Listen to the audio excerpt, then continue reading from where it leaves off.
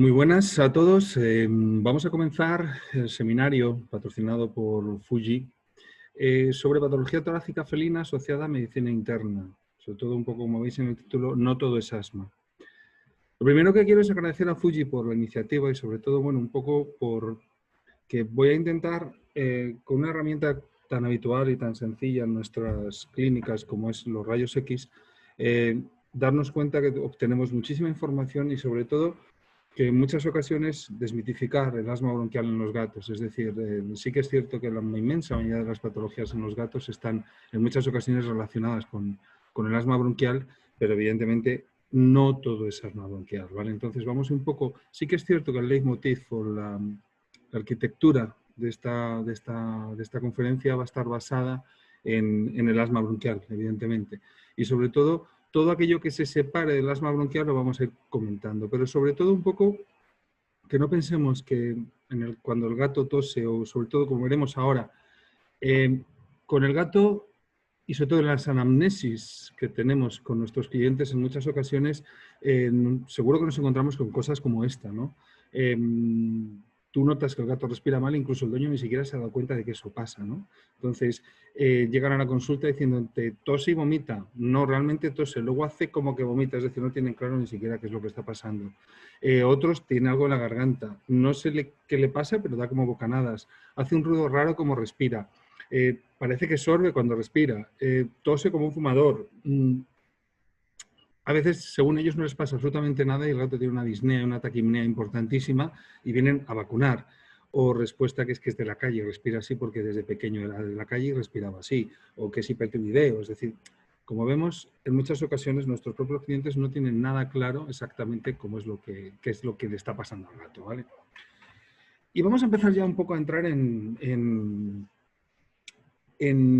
faena, ¿no? Entonces, quizás es lo más importante, como vamos a ver ahora, la visión del conjunto. Sí que es cierto que los radiólogos, yo no soy radiólogo, soy un clínico que intenta saber de la mejor manera posible cómo emplear y sacar el máximo partido en su aparato de radiología, que por cierto es Fuji.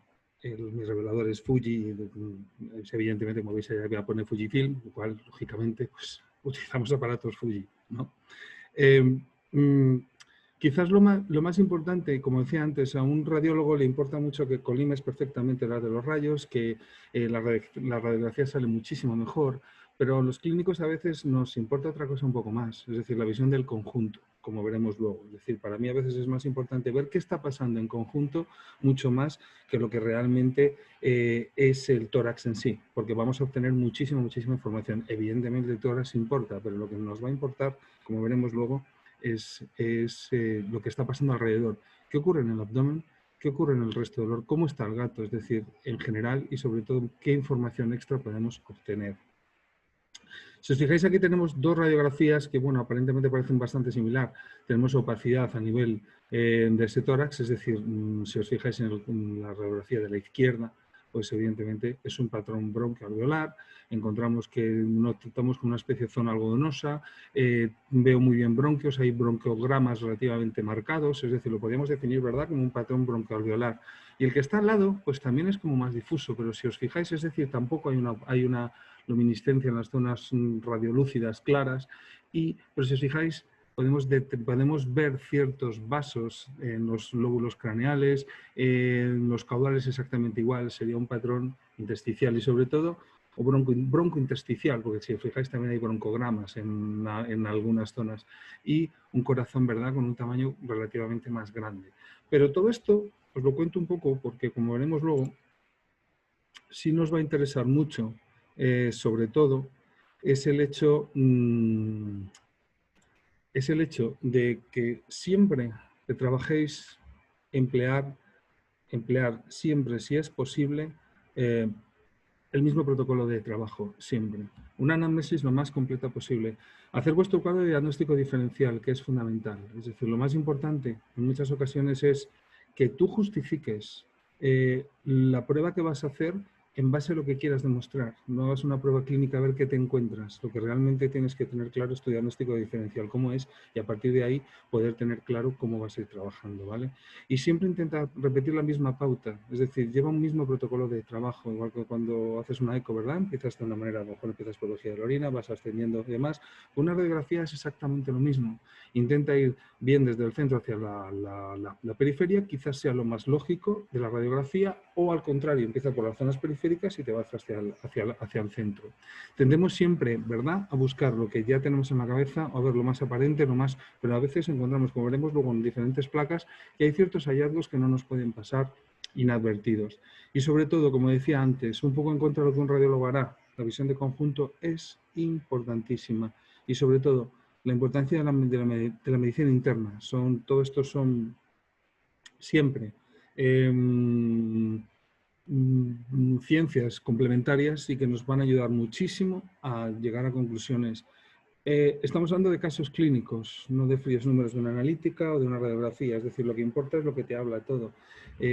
Lo más importante, como comentaba antes, es ver exactamente cómo podemos ir trabajando para sacar la mayor cantidad de información posible.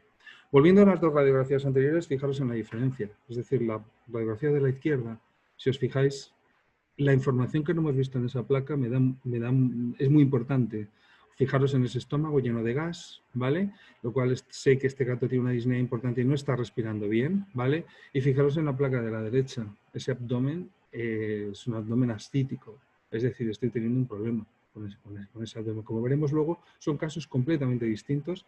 El de la izquierda es una bronconeumonía crónica importante, infecciosa, que responde a antibióticos, y el de la derecha es un síndrome nefrótico, un gato con un problema renal grave que causaba con síndrome, sobre todo una hipogluceminemia tremendamente grande y asociado posiblemente a patología cardíaca, pero sobre todo estamos hablando de síndrome nefrótico y bronconeumonía, para que veáis que son bastante diferentes uno de otro. Volviendo a este caso de esta gata que se llama Pumita, si os fijáis, la información de ese abdomen es tremendamente importante. Encontramos que no hay presencia de alimento. Otra cosa importante es saber si el gato está comiendo o no. En este caso tengo el gas lleno, o sea, el estómago lleno de gas, perdón. El tamaño de los órganos también nos dice mucho. Es decir, sus riñones son pequeños. Es una gata que estaba empezando por la edad que este gato tenía. También tenía una RC asociada. Y como veíamos antes, buscar el líquido libre. En este caso no lo hay. En el caso que vimos del síndrome nefrótico sí que teníamos.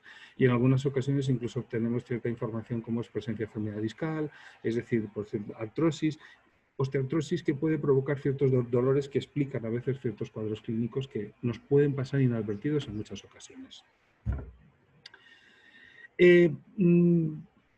Yo una de las cosas que sí que es importante intentar saber si el patrón es alveolar, si es intersticial nodular, si es intersticial, si es broncoalveolar. Casi siempre te vas a encontrar en gatos patrones mixtos, es decir, no existe un gato con un solo patrón, nunca. Y otra cosa, no os obsesionéis, a mí me da exactamente igual, decir si es patrón alveolar o no alveolar, me da exactamente igual. Lo que me importa realmente es asociar lo que yo estoy viendo con un cuadro clínico, ¿vale? En este caso, pues sí, evidentemente encontramos, si os fijáis, bronquios que están aumentados, es decir, el patrón bronquial es aquel en el que percibimos bronquios que no veríamos de ninguna otra manera. Entonces, es decir, que de modo natural o fisiológico no deberíamos ver. En este caso sí que es palmatorio que encontramos esas imágenes de donuts, ¿vale? Marcadas, pero sobre todo, quizás una cosa que es patognomónica de los patrones alveolares es que vemos el broncograma, es decir, vemos esos espacios donde solamente el bronquio tiene aire atrapado e incluso también podemos ver los alveogramas pequeñitos, es decir, pequeños puntos donde algunos alveolos todavía tienen gas en su interior, ¿vale? Con lo cual, eso sí que es importante. Los broncogramas son patognomónicos, sobre todo una zona compactada, una zona que no tiene una radioluminiscencia, es decir, que es radiodensa. Encontrar zonas o bronquios con contenido aéreo interior es patognomónico de los patrones alveolares, ¿vale? En este caso incluso podríamos hablar de que posiblemente estamos hablando de un gato con microcardia. Si os fijáis, en gatos mayores aparece el corazón recostado sobre el esternón de modo fisiológico, con bastante normalidad.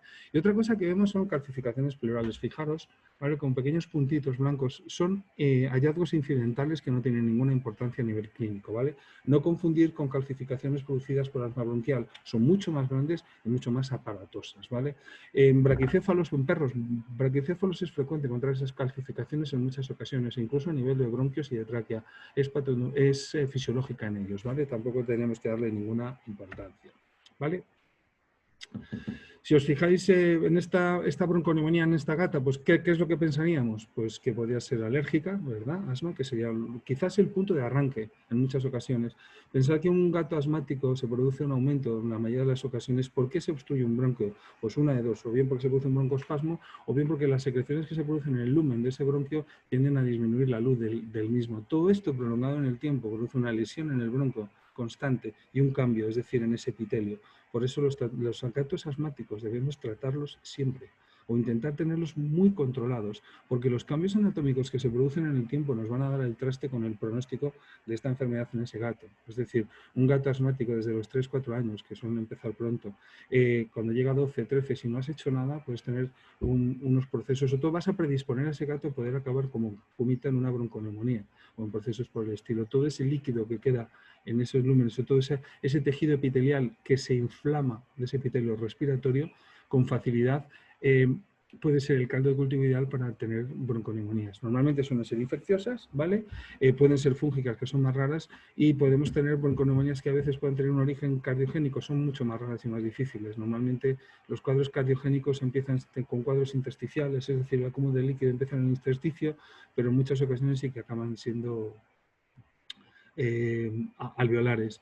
Y las metástasis también son importantes en muchas ocasiones. Y en muchas ocasiones encontramos metástasis no nodulares como muy claras, sino son micrometástasis que aparecen de modo difuminado, especialmente de los adenocarcinomas mamarios en gatas, ¿vale?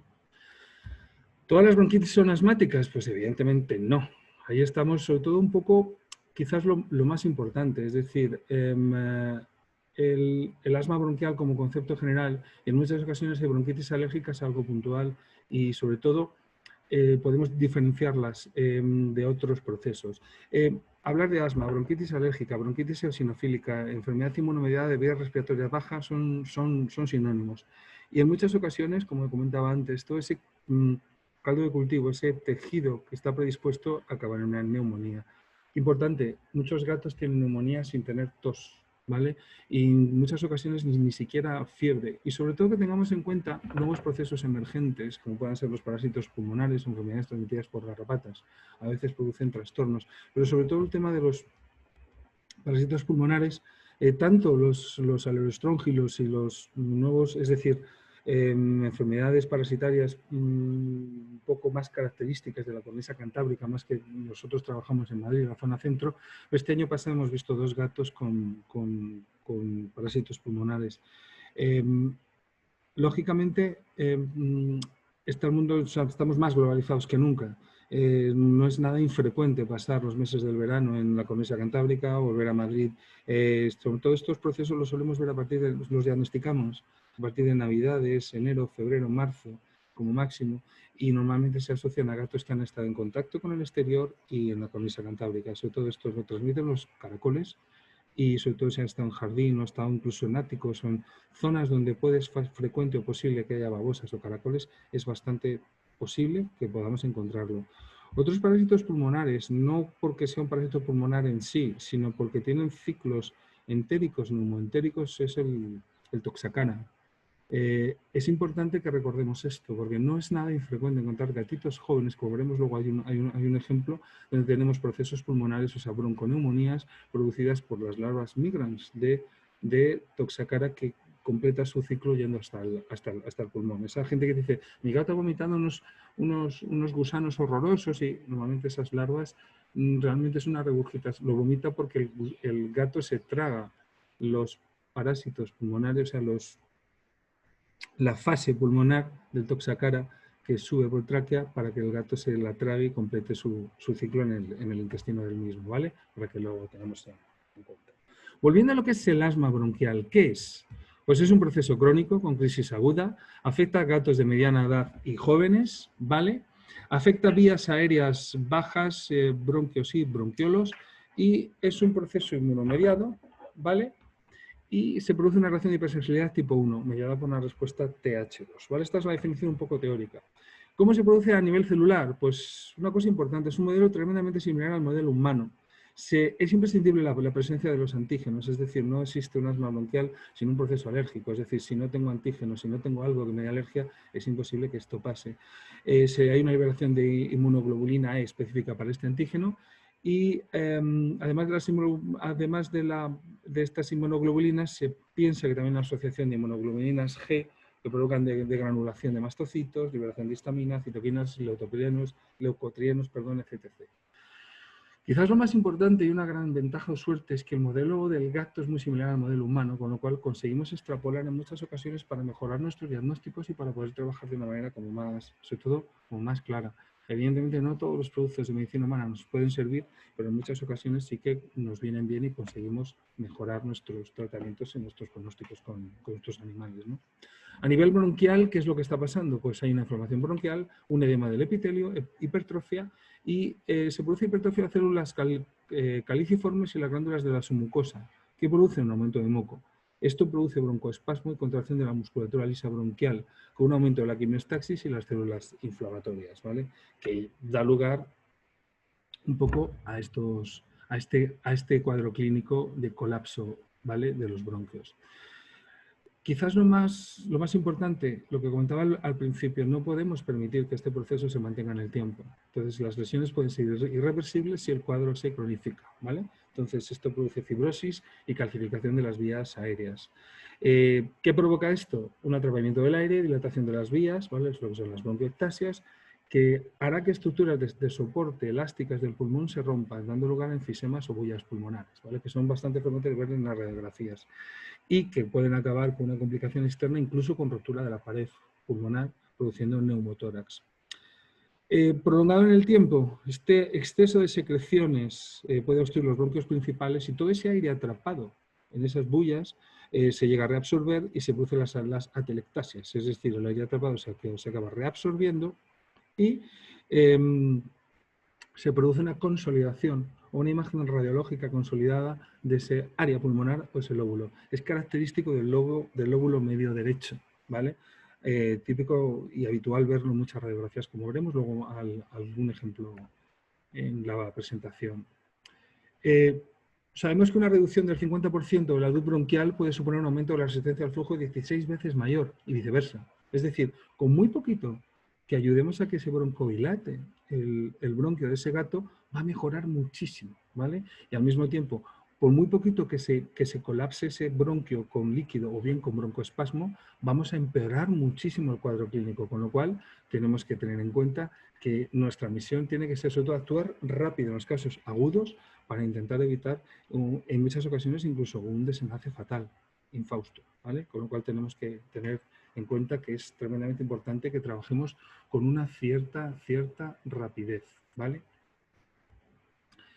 Sabemos que son procesos que afectan las vías bajas, ¿vale? Normalmente posteriores a la bifurcación traqueal y no siempre cuadros bronquiales muy aparatosos, es decir, asmas bronquiales clínicamente muy terribles, podemos encontrarlas con un paralelismo con respecto a una radiografía terrible. Esto es un poco como con la displasia de cadera, tanto en gato como en perro. Tenemos animales con unas radiografías absolutamente terribles y que realmente en ningún momento, ¿vale? Vemos que ese animal tenga un dolor paralelo al hallazgo radiológico que hemos encontrado. Normalmente son toses con ataques bruscos o paroxísticos, ¿vale? Y a veces suele ser suave o aislada, es decir, hay una variabilidad enorme. Y sobre todo, quizás lo más importante, es más habitual encontrar un tiempo expiratorio más prolongado que el inspiratorio. De una manera exagerada sería algo como la inspiración y la expiración.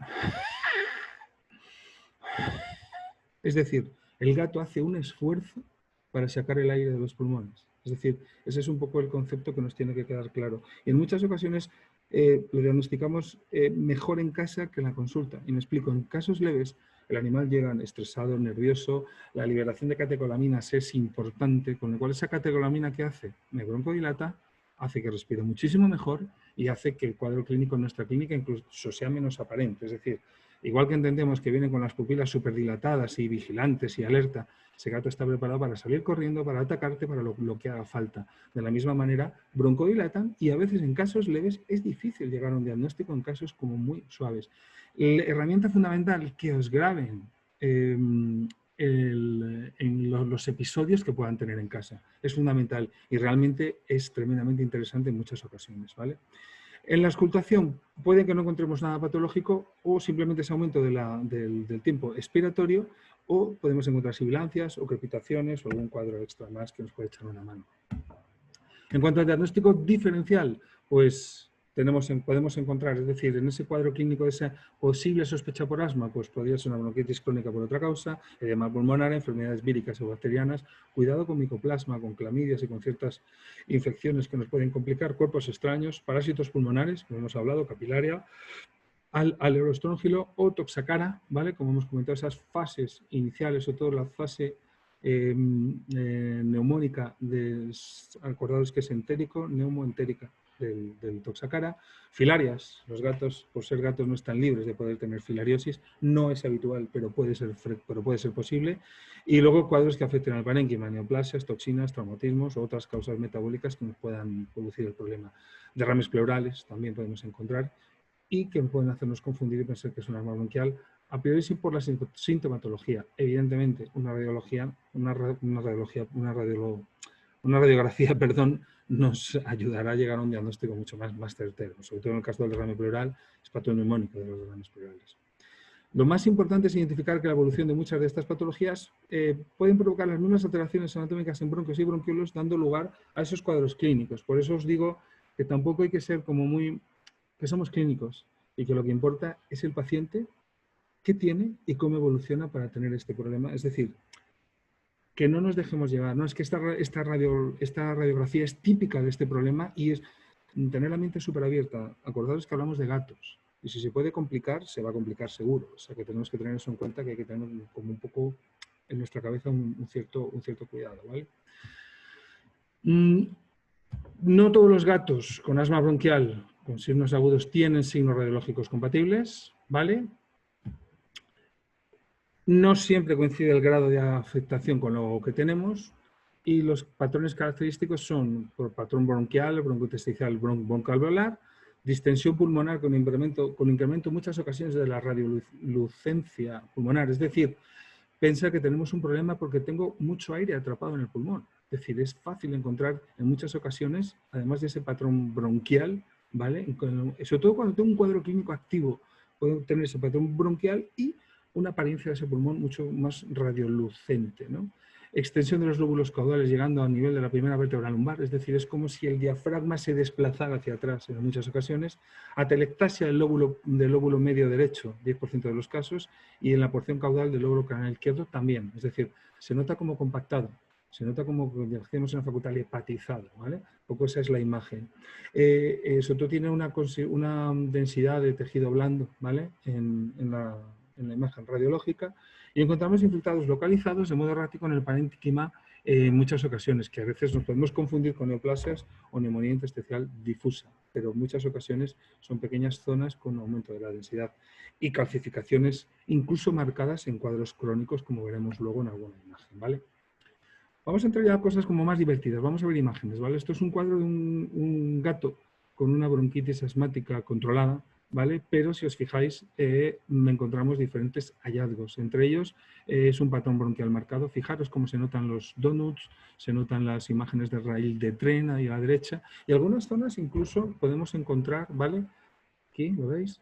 Las bullas, eso son bullas, es decir, ha habido una colección de alveolos y bronquiolos que se han roto de manera que se han quedado con todo ese estado de forma exactamente igual, ¿vale? Esto es un bronquio dilatado, ¿vale? Con una imagen de donut marcada. Esto es un, ¿ves? Fijaros en la forma de raíz, ¿vale?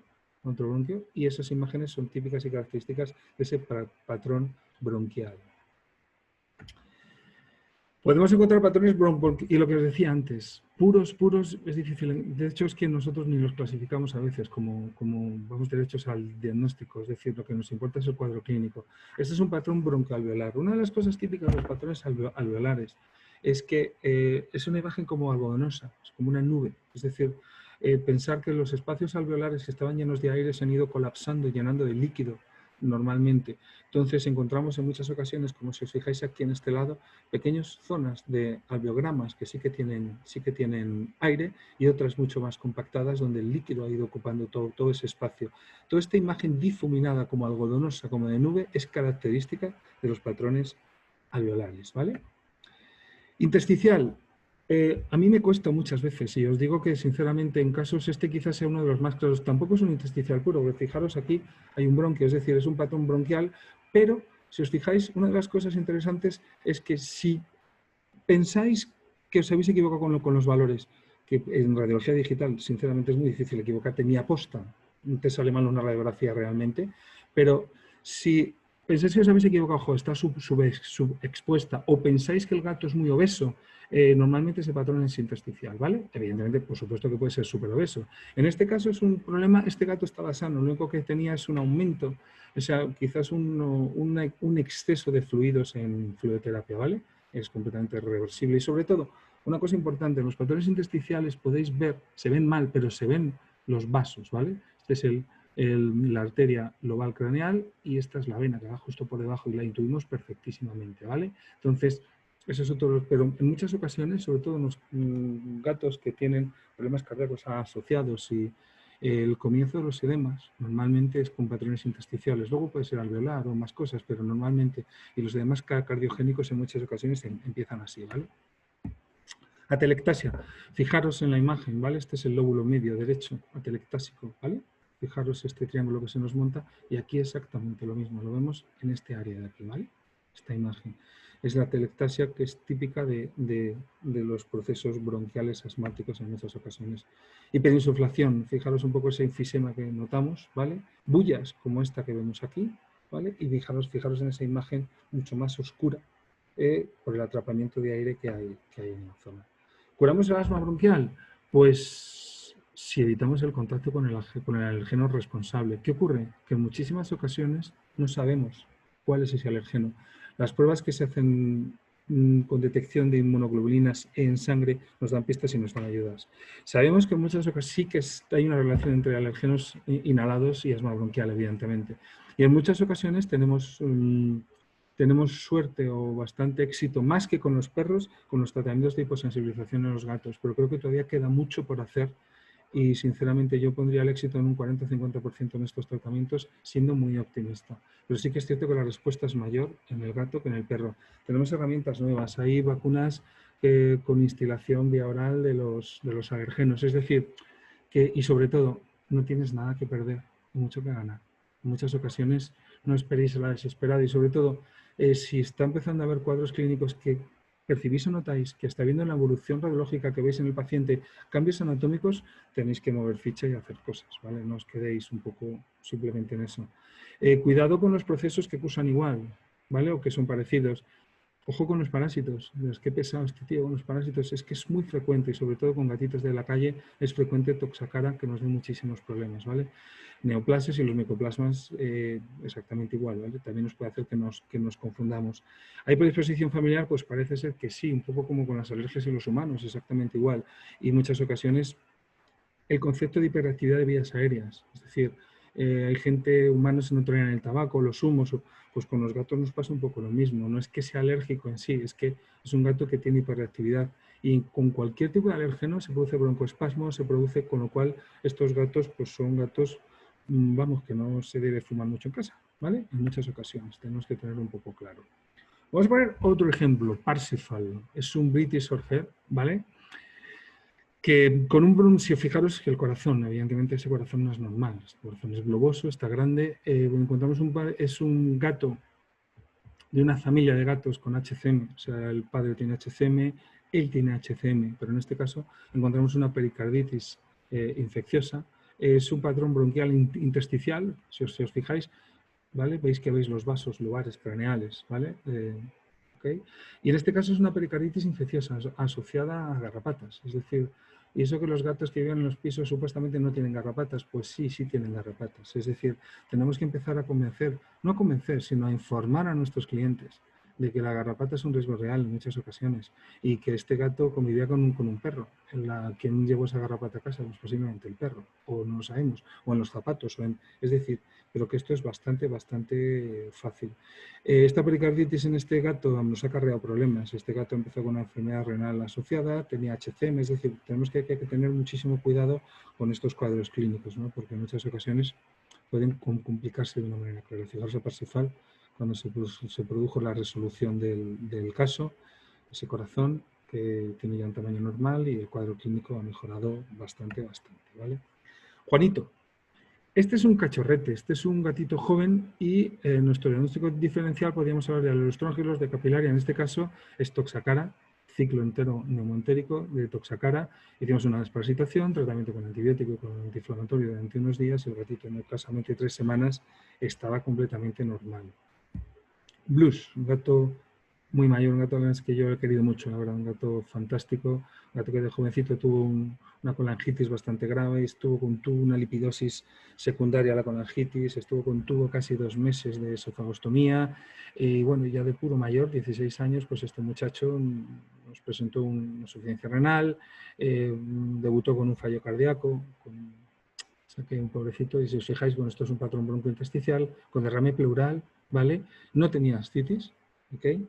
Y fijaros, estos son un poco varias placas de él en diferentes momentos, ¿vale? Un poco para que nos demos cuenta de... Y sobre todo, intentamos poner no solamente el hallazgo que encontramos, sino qué parte, qué enfermedad, qué concepto teológico tenemos detrás. Y como os digo siempre, es un gato, si se puede complicar, se os va a complicar seguro, ¿vale? Esta es la gatita que hemos visto al principio, con ese patrón bronquialveolar, con áreas de patrón intersticial. La importancia del conjunto, de que veáis, de que os fijéis que en esta radiografía nos damos cuenta que esta gata no tenía una disnea importante, ¿no? Esa gata estaba muy delgadita, respiraba bastante normal. Los dueños no se dan cuenta. Evidentemente, si te fijas, es que hay una taquipnea. Y sobre todo que los tiempos inspiratorios y expiratorios no son normales, están equilibrados a 1 a 1. Pues esta gata respiraba con una cierta dificultad. Tenía un síndrome nefrótico. Normalmente son por patologías glomerulares bastante graves. Tenía una proteinuria elevadísima, o sea, perdía muchísima proteína. Y son enfermedades de difícil manejo. Si no hay una respuesta temprana o bien al corticoide o al mofetilo, el cuadro se complica enormemente con un pronóstico bastante malo. Esto, bueno, después según fue evolucionando el caso, fijaros, ¿vale? Como se marcan ciertas zonas con un patrón más alveolar, ¿vale? ¿Okay? Y por supuesto, te puedes encontrar un patrón que evoluciona. En las primeras semanas puedes tener un patrón broncoalveolar, luego puede ser alveolar, es decir, por eso os digo que no os mortifiquéis con o es alveolar o es bronquial, es decir, esto está en constante evolución, continua y constante. ¿Qué más hallazgos podemos encontrar en los gatos con bronquitis asmáticas, crónicas sobre todo? Pues las calcinosis circunscritas. En este caso son la imagen inferior, son bastante marcadas. Y fijaros en ese otro gato, también encontramos ciertas calcificaciones y sobre todo a nivel traqueal, incluso la parte dorsal, ¿vale? No confundir en muchas ocasiones con calcificaciones y secuestros que se producen en el parénquima pulmonar por aceites minerales. Están bastante contraindicados. Nosotros no los usamos casi nunca. Intentamos utilizar laxantes más bien como el Dufalac, es decir, como la lactulosa, que si tenemos la mala suerte de que exista la neumonía por aspiración, es decir, que entre en tráquea, que sea fácilmente más benigno poder trabajar con ello, ¿vale? Con lo cual es como más, os aconsejamos que no lo empleéis. Las neoplasias nos suelen dar un patrón intersticial nodular, es decir, yo nunca he dicho esto intersticial nodular, simplemente ves que hay una metástasis o sospechas que puede ser un tumor primario, pero si os fijáis la diferencia con el patrón alveolar que comentábamos antes, es decir, con las bronconeumonías, sobre todo, es que hay el margen patológico del margen fisiológico del pulmón del gato queda como muy claro, es decir, no hay ninguna zona algodonosa, ni de nube, ni nada por el estilo, ¿vale? Y este es un gatito con un tumor pulmonar que, bueno, conseguimos muy mayor, conseguimos calidad de vida para él durante bastante tiempo y los carcinomas pulmonares, normalmente en medio de los tumores primarios de los gatos son carcinomas pulmonares, no son frecuentes, pero cuando aparecen, a veces son únicos, pueden metastatizar y sobre todo piensa que aunque esté en el pulmón, hablamos de un gato, el tamaño ayuda mucho, porque puedes pegarte por la pared con la eco, incluso si localizas bien la zona donde está ese tumor, puedes acceder a él con citologías, es decir, te puede ayudar mucho para tener un diagnóstico de la manera más clara posible y de una manera lógica, ¿vale? Este gatito es Wiz, es un gatito que está en tratamiento ahora mismo, es un Maine Coon, tiene 14 o 15 años, si no recuerdo exactamente, y vino a la consulta porque tenía una rinitis, una rinosinusitis desde nuestro punto de vista bastante marcada. Había ido varios compañeros, no parecía que no se acertaba bien con el tratamiento y el gato llevaba sin comer solo, así como 3 semanas. Es decir, comía, lógicamente, acordaros, gatos que no pueden oler, gatos que difícilmente comen. El gato necesita olfatear aquello que come, con lo cual es tremendamente importante que el gato pueda ver qué es lo que está comiendo, ¿vale? Es importantísimo, es fundamental. En estos casos, como decía antes, llegó a nuestra consulta al gato y lo que nosotros propusimos, evidentemente, es un estudio radiológico de los senos, de la cabeza y demás, y al mismo tiempo un estudio pulmonar completo. Este gato ni siquiera pudimos sedarle para poder realizar lo que buscábamos hacer. De hecho, está en tratamiento. Ha venido, como veréis ahora, hace unos días, esto hace un mes y pico aproximadamente, y todavía consideramos que no está en condiciones de poderse dormir, anestesiar, para hacer lo que queremos hacer. Llegó con muchísima dificultad respiratoria y si os fijáis, bueno, es un patrón broncoalveolar, ¿vale? Con una bronconeumonía bastante marcada. Y tenemos que fijarnos un poco más, ¿vale? Fijaros aquí, ¿vale? ¿Lo veis? 1, 2, 3, 4 costillas rotas, ¿vale? En la vista ventrosal se ve con más claridad, ¿lo veis aquí? ¿Vale? Es bastante frecuente en gatos con toses y flema y sobre todo toses severas que tengan fracturas de costillas. Es extremadamente frecuente en muchas ocasiones y tenéis que buscarlo, tenéis que verlo, ¿vale? Entonces eso sí que es importante. Y sobre todo, en estos casos hablamos de cuadros crónicos y cuadros bastante graves en la mayoría de los casos. Si os fijáis, ¿veis? Aquí se ve mucho mejor en estas imágenes aumentadas, donde vemos esas fracturas, ¿vale? De esas costillas. Nuestra intención, este es él. Fijaros que la imagen de los senos en esta zona está un poquito sucia, esta cavidad está sucia, igual que esta zona aquí. No es una imagen limpia. La imagen nasal de la cavidad nasal no es mala, no es del todo mala. Una de las sospechas que normalmente tenemos en estos casos bien son rinosinusitis crónicas linfoplasmocitarias. En ocasiones hay tumores, más un gato de 14 años es como para tenerlo en cuenta en el panel diagnóstico diferencial. Las rinitis fúngicas son bastante raras en gatos. Este gato, curiosamente, nos ha dado un cultivo puro a cándidas en la zona nasal, lo cual ha sido también sorprendente. No ha dado puro, con lo cual se sospecha el laboratorio y nosotros que no es un hallazgo incidental, es decir, que no es una contaminación, sino que podría estar relacionado. Estamos en estudio ahora mismo de esta historia porque es un cuadro clínico tremendamente interesante. La imagen de la zona de la coana, es decir, el final de la cavidad nasal, en una unión con la faringe y la laringe, está bastante limpio. Normalmente en muchas ocasiones si tenemos un pólipo nasofaringeo lo vemos con una cierta claridad.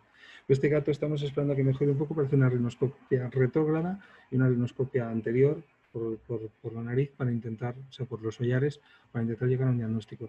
Nuestra intención es hacer una radiografía con la maxila, es decir, solamente de la parte rostral de la maxila sin la mandíbula encima, que nos da muchísimos problemas. Os he puesto una radiografía de otro gato distinto, de Gina, ¿vale? Para que veáis un poco lo que pretendíamos hacer. Es decir, esto es lo que necesitamos hacer radiológicamente para sacar partido y poder ver. Con la mandíbula encima esto es muy difícil. Esta es otra gatita con una rinosinusitis, ¿vale? Crónica. Y fijaros en esta zona izquierda, es un poco más marcada la densidad en toda esta zona nasal. El etmoides está bien, pero hay una desviación en la zona ventral del hueso Bomer hacia la izquierda, hacia la derecha, perdón, con lo cual quizás podamos intuir que puede haber algo, ¿vale? Es una gatita que hemos citado para estos días próximos hacer una biopsia de cavidad nasal y llegar a un diagnóstico si es posible, ¿vale? Y este es Wiz hace unos días que ha venido a la consulta. Fijaros en los callos que tenemos en la zona de las costillas, sus callos óseos que se van controlando, ¿vale? O sea, que se van produciendo y cómo la imagen ha mejorado para nosotros un 30-40%. El gato está comiendo solo ya, ¿vale? Está con un tratamiento antibiótico bastante serio y ha engordado cerca de 300 gramos. Es un Maine Coon de 15 años, pesaba 12 kilos cuando era jovencito, ahora pesa 5. ¿Vale? Para que os deis cuenta, ha ganado medio kilo en escasamente un mes, con lo cual estamos tremendamente contentos. Estamos haciendo un tratamiento con aerosolterapia también, con antibióticos, es decir, con muchas variables que nos echen una mano. Una cosa importante, si utilizáis aerosolterapia, que es, yo os lo aconsejo, ahora hablaremos de más cosas de estas. Mi consejo personal es nunca utilicéis la N-acetilcisteína en aerosolterapia. En medicina humana a veces se utiliza, nosotros no lo utilizamos porque produce broncoespasmos en muchos gatos con resultados fatales, o por lo menos en el mejor de los casos te llevas un susto serio, ¿vale? ¿Qué más pruebas clínicas podemos hacer a estos gatos sospechosos de bronquitis asmática o neumonía o demás? Pues lo primero, el hemograma, evidentemente. Si no hay alteraciones en los hemogramas, en muchas de las ocasiones podemos, si es asma bronquial, una eosinofilia de un 20% de los casos. Coprológicos son imprescindibles buscando parásitos pulmonares, ¿vale? Incluso si sospechamos que son parásitos pulmonares no toxacara, pues el método Baumer para de detectar en los exudados bronquiales y demás parásitos, ¿vale? Y los lavados traqueobronquiales los empleamos en los casos en los que no responden, ¿vale? Al tratamiento. Tenemos que buscar una causa. En esos casos se hace un lavado traqueobronquial con todo estéril para conseguir encontrar cultivo. Si hay predominio de eosinófilos, hablaríamos de un asma pura realmente, y si hay predominio de neutrófilos, de bronquitis infecciosas, ¿vale? ¿Cuáles son las bacterias que solemos encontrar? Klebsiella pseudomonas, también en gatos sanos puede aparecer en muchas ocasiones. Y el micoplasma es una bacteria que en muchas ocasiones aparece de modo natural y normal en la cavidad oral del gato, en la conjuntiva. Lo que pasa que en muchas ocasiones se relaciona con asma bronquial porque aumenta la sustancia P, que es un potente broncoconstrictor. Aquí el problema es que a ver quién es el guapo que te cultiva un micoplasma, porque es complicado. Es una bacteria complicadísima de aislar y de cultivar, evidentemente, ¿vale? ¿Qué más herramientas tenemos? La broncoscopia. Por suerte, cada día existen broncoscopios más pequeños, más finos, y sobre todo que sean compatibles con la tráquea y con los bronquios de un gato. Evidentemente, Fuji tiene unos aparatos absolutamente increíbles y os aconsejo que, si estáis interesados, que os pongáis en contacto con ellos porque tienen soluciones increíbles, ¿vale?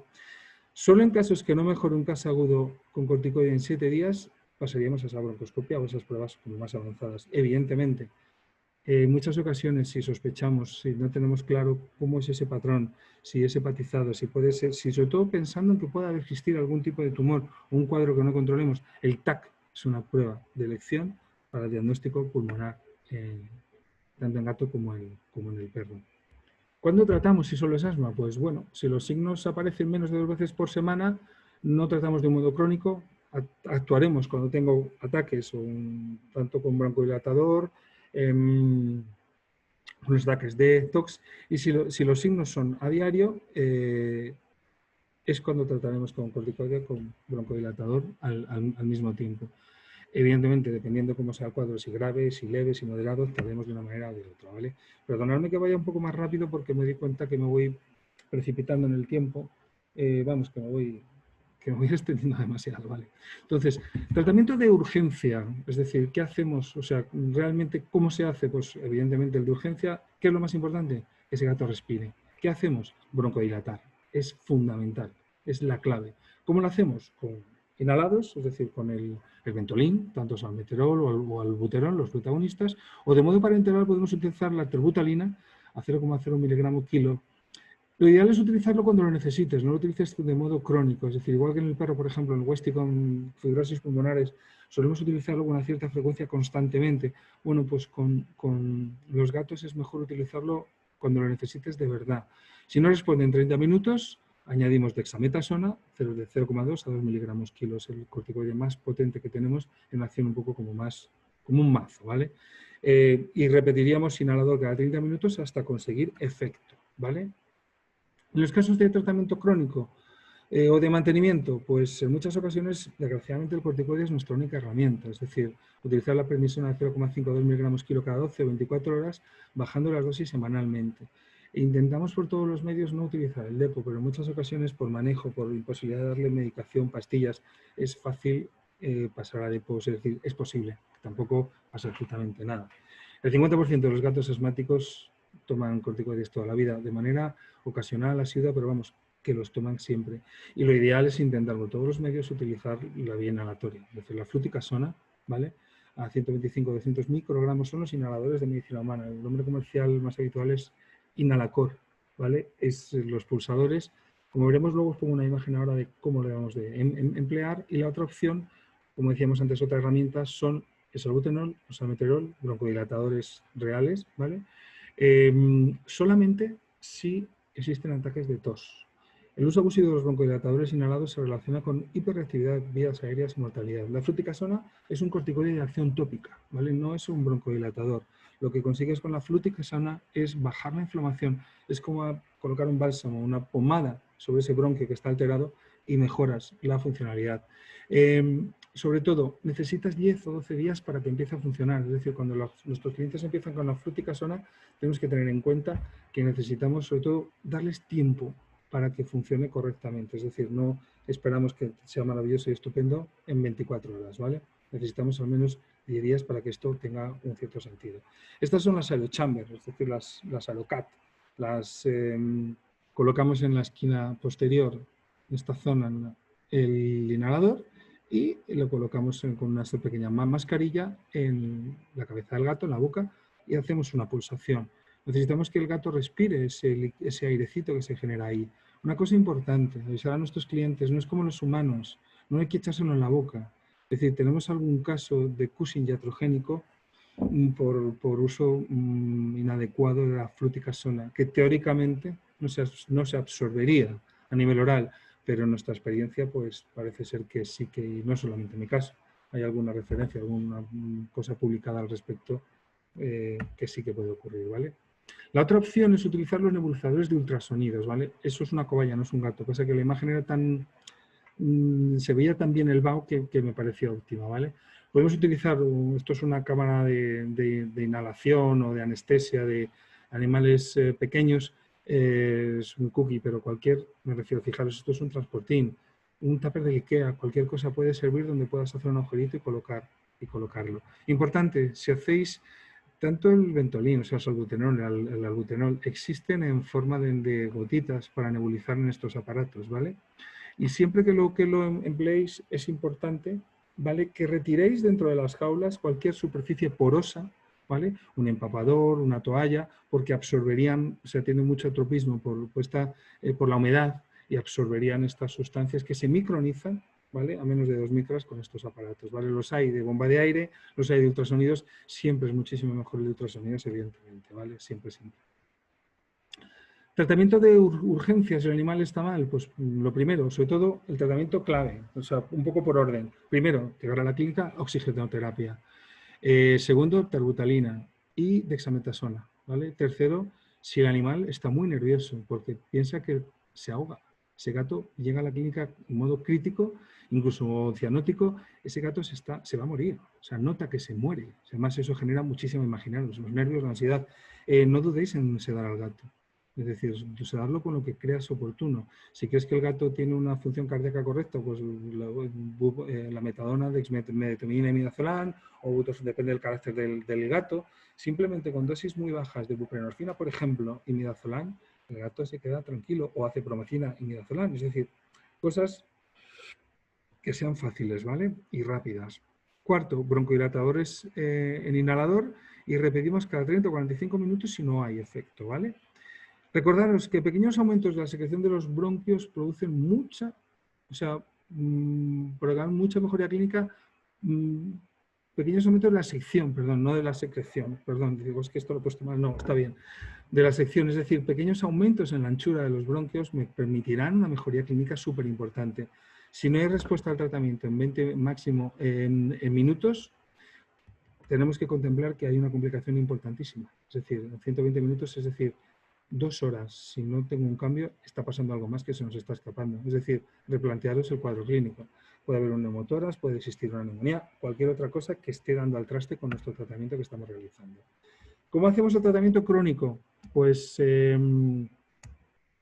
si utilizamos los broncohilados, si hemos tenido un cuadro clínico grave, lo que vamos a hacer es quitar ese salbutenol de una manera, dijéramos que poco a poco. La primera semana cada 12 horas, se bajará cada 24, luego cada día sidiano y se retira siempre que podáis retirarlo para que solo haya ataque. En muchas ocasiones el salbutenol, el Ventolin, estos fármacos producen el Severin, que lleva producen nerviosismo y taquicardia en los gatos de una manera crónica, por lo que tenemos que tener un cierto cuidado, ¿vale? Cuando estamos utilizando el corticoide inhalado, que quizás es la mejor opción, recordaros que necesitamos 7 o 10 días, podemos utilizar la fluticasona, que es el Inhalacor, de 125 a 250 microgramos, que es un shot, un disparo, ¿vale? Cada 12 horas, 15 días, luego lo bajamos cada 12 horas y estaríamos un mes, ¿vale? Perdón, cada 24 y estaríamos un mes, ¿vale? Y luego vamos a seguir, esto está mal, cada 24, vamos a seguir una evolución según vayamos viendo. La otra opción es la budesonida, el Plumicor, que lo podemos utilizar o emplear también en las cámaras de nebulización, en esos aparatitos que hemos visto antes, ¿vale? Si tenemos que hacer un tratamiento sistémico, acordar que podríamos sustituir por la metilprednisolona parenteral, intentamos que no, porque es mucho más fácil y mejor utilizar prednisolona mejor que prednisona. Esa es otra cosa importantísima, ¿vale? Y tenemos la suerte en veterinaria de tener prednisolona, no la prednisona humana. Pero bueno, si no hay, se puede utilizar prednisona exactamente igual. 1 miligramo kilo cada 12 horas, 7 días. Pasaríamos a 1 miligramo kilo cada 24 o 7 días y luego 0,5 miligramos kilo cada 24 horas, 7 días. Es decir, si os fijáis, vamos bajando de una manera progresiva. Y siempre que podamos, intentamos retirar el fármaco, ¿vale? ¿Qué más terapias tenemos? Pues las sustancias que aumentan la inmunidad TH1 y disminuyen la TH2. Es decir, mejoraríamos la respuesta. Los tratamientos de hiposensibilización, como comentábamos al principio, casi siempre son alérgicos a los ácaros del polvo, ¿vale? Y las respuestas son mejores a las de los perros siempre. Si tenemos que utilizar los antibióticos de un modo ciego, pues siempre, por supuesto, nuestra intención es casi siempre en los cachorritos, cuando tenemos una bronconeumonía inicial o complicante. La doxiciclina es un fármaco que tiene un espectro fantástico y acaba con clamidia, acaba con micoplasma, es decir, es como muy interesante. Y como segunda opción, opción importante es la acitromicina, pero siempre que podamos hacer un cultivo, si tenemos la opción, si hacemos el lavado traqueal, vamos a ir al cultivo casi con toda seguridad. Ácidos grasos es una opción. Parece ser que las terapias con células madre también están. Lo que pasa es que yo no tengo mucha experiencia. La experiencia que tengo con ellas no es quizás porque no he encontrado el protocolo correcto, la forma de hacerlo. No quiere decir que no funcione. Creo que yo no he tenido una experiencia suficientemente exitosa como para promoverla, como para comentarla. Tratamientos no efectivos o al menos con respuestas individuales, pues por ejemplo la ciclosporina inhibe la activación de las células T, es un fármaco fantástico para 1000 cosas. En gingivitis se obtienen resultados muy interesantes, pero quizás para este no activa, es decir, no inhibe la activación de las células T, que es una cosa que es fundamental. En medicina humana se utilizan los antagonistas de receptores de leucotrienos, pero en medicina veterinaria todavía no está claro si funciona, o como decía antes, a lo mejor de modo individual sí que puede funcionar. Y la ciprofloxacina es un antihistamínico H2, parece que tiene efecto inhibidor de la serotonina, que es un mediador del broncoespasmo y de la liberación de los mastocitos en el gato. Pues podría tener un cierto sentido, pero vamos, que no está claro su efecto, ni se aconseja ni se recomienda. Sería una evidencia científica 4 o incluso 5, es decir, que no tiene... Y por supuesto, si usamos antibiótico de modo coherente, intentamos llevar un orden, es decir, hacer una pauta de antibioterapia muy correcta, siempre si puede ser con cultivo, pero si no, tener muy claro lo de la guía Gram que se publicó hace unos años, que es tremendamente interesante. Tenemos que tener un uso consciente de los antibióticos, no despilfarrarlos en cierta manera si no los necesitamos. Un buen criterio sería primero amoxicilina clavulánica con cefalosporina, segundo lugar una doxi, o doxi primero tampoco importaría, sulfamidas y tercero acitromicina, ¿vale? Como fármaco de escape que para muchas bacterias del gato es tremendamente interesante poderlo emplear. Y esto es todo. Os doy las gracias por